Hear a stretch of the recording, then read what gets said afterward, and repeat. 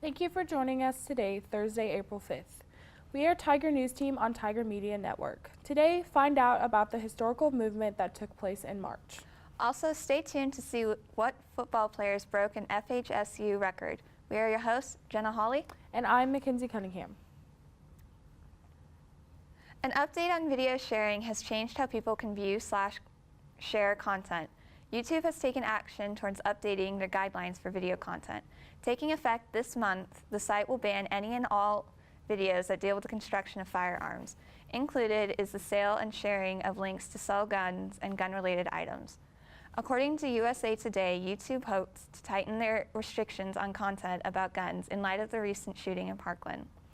However, not everyone is pleased with this decision. The National Shooting Sports Foundation views the decision as stifling of commercial free speech. The ban would block educational content that serves an instructional and skill-building purpose, according to the NSSF. YouTube worked with an expert to update their policies and guidelines in regards to the videos being posted on the site. The Texas city of Austin was sent into a panic early last month. For 19 days, the city was in fear as an unknown bomber terrorized the community. This left 2 people dead and 5 injured. The suspect blew himself up on March 14th as police confronted him. A video was left on his phone describing his bombs, as well as including a list of addresses of possible targets.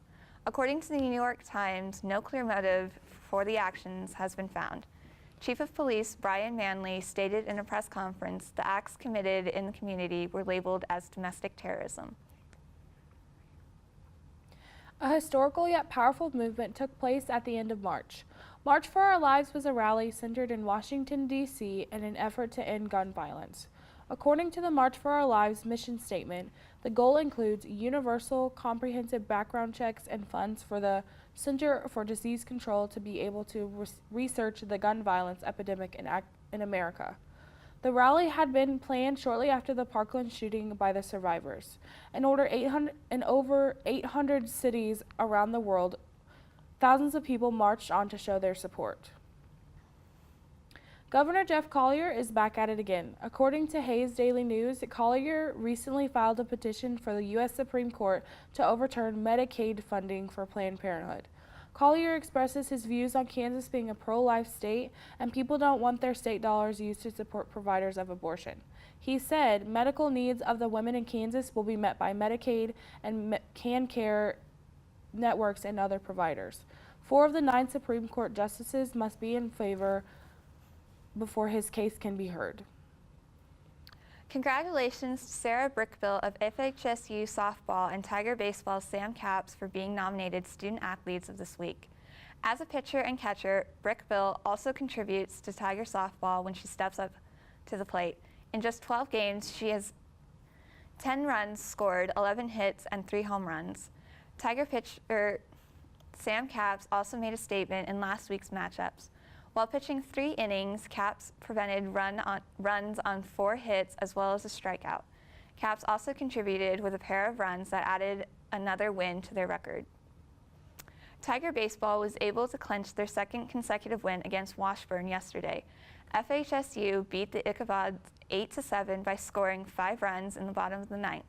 The Tigers' record is currently 13-21 on the year.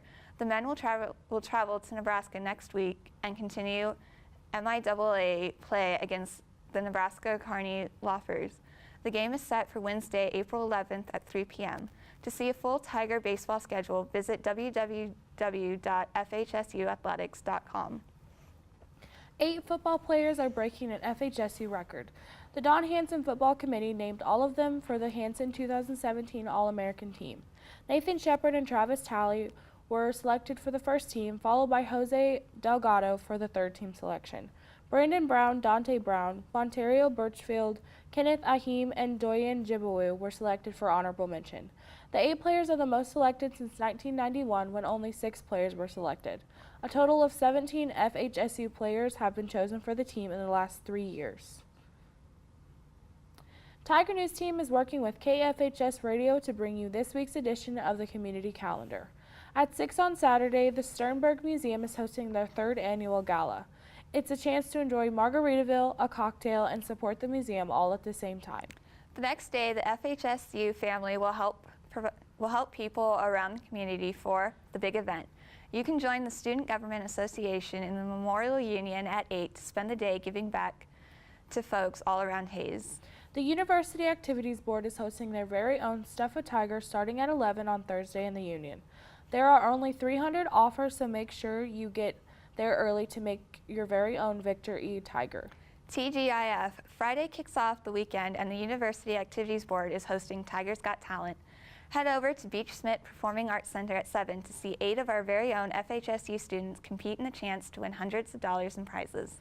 You can end the week with a 5K color run on Saturday morning. The race starts at 11 with registration at 9 on the Union's patio. It is only $5 for kids, $10 for FHSU students and staff, and $20 for all other community members in support of FHSU Panhellenic groups.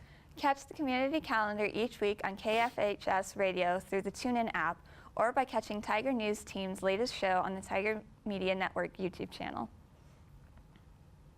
Thank you for tuning in to Tiger News Team on TMN.